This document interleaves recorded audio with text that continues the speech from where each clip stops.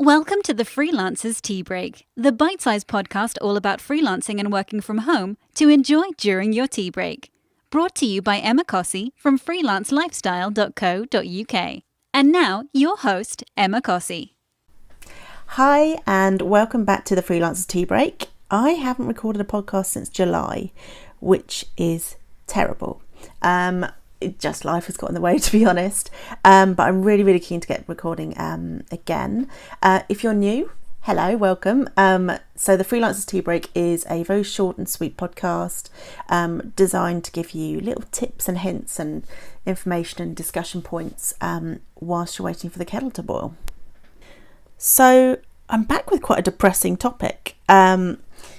I was in another Facebook group called Doing It for the Kids, which is really good if you're juggling freelancing with having a child. And they mentioned about making a will, and it's something I hadn't done. I've kind of been putting it off, thinking I had to hire a lawyer and do it all very officially, and it would be very expensive. And to be honest, all of those excuses weren't really good enough, especially as my husband and I now have a son who's a toddler already, and we still haven't sorted it. So someone in the comments mentioned about Farewell, which is a really easy online tool where you can basically fill in the very basics of what you would need for a will, and then they would draw it up for you. Now, it's probably not the right thing for a complicated situation, so stepkids, that kind of thing. But we have a fairly standard situation of being a married couple with a child. So it was very easy to use. And I think it cost me £35. So really affordable, and took me about 15 minutes. So I will pop the referral link if you want to do it for 35. It's usually 50, so it's a bit of a discounted rate. But I really think that if you haven't already sorted out a will, it's something that I would really recommend. So that was Farewell, but obviously there are lots of other tools out there. But if you haven't already sorted your will, now is the time. Depressing as it is. And the other thing was, what will happen if anything happens to you?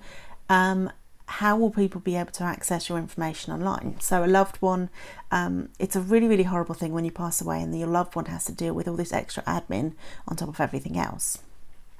So do you have any kind of process in place for someone to contact your clients, someone to access your online accounts and things like that?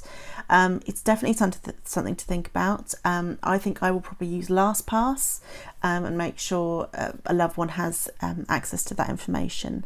But it's something that you want to think about, a bit of a contingency plan if the worst happens. Hopefully none of this will matter, or none of this will need to be used.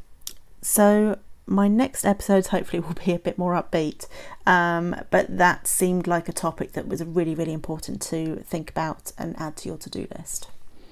If you have any tips, let me know on Twitter. I'm freelance_life, and do come and join us in the Freelance Lifestylers. Hopefully by the time you listen to this, we might have gone just over the 1,000 mark for our members, which is fantastic.